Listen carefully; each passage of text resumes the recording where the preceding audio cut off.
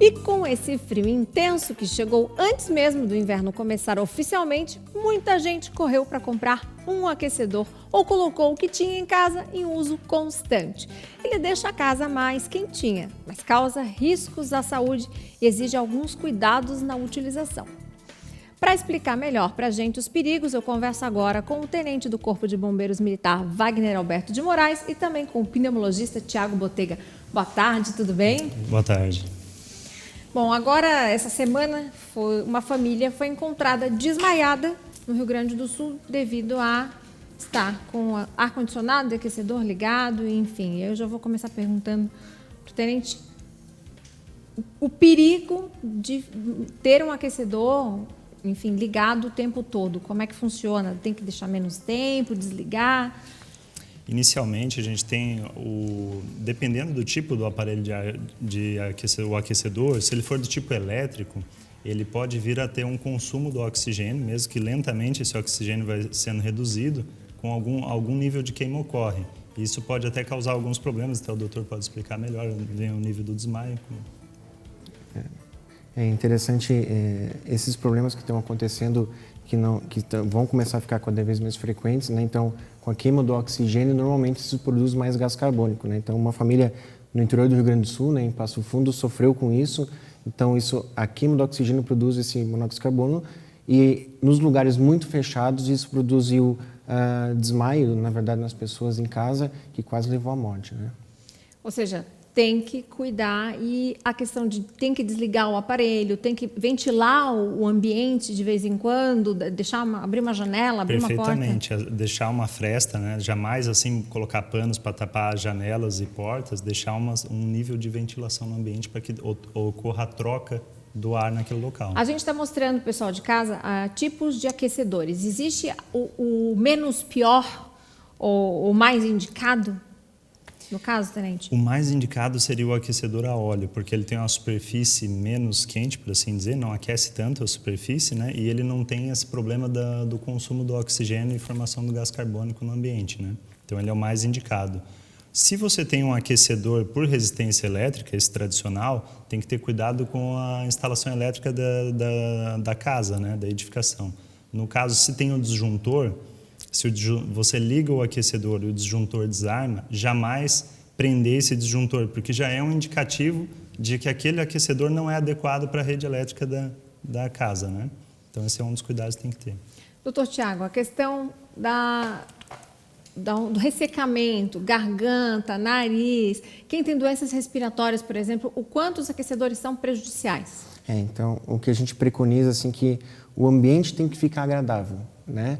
Então, durante, no máximo, 2 horas, o aquecedor ele consegue deixar o ambiente agradável. Mais do que isso, a umidade começa a baixar muito e o ar começa a ficar ressecado. Então, a mucosa da via aérea começa a ficar muito ressecada. Então, isso vai deixando o paciente com o nariz ressecado, com a laringe ressecada, com a faringe ressecada. Isso começa a piorar, na verdade, toda a mucosa da via aérea. Então, o paciente vai acabar se sentindo mal mesmo.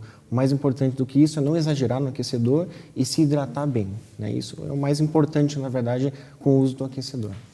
No caso, hidratar, continuar tomando água também. Exatamente. Apesar dessa época a gente sentir menos necessidade, às vezes, dos líquidos, né?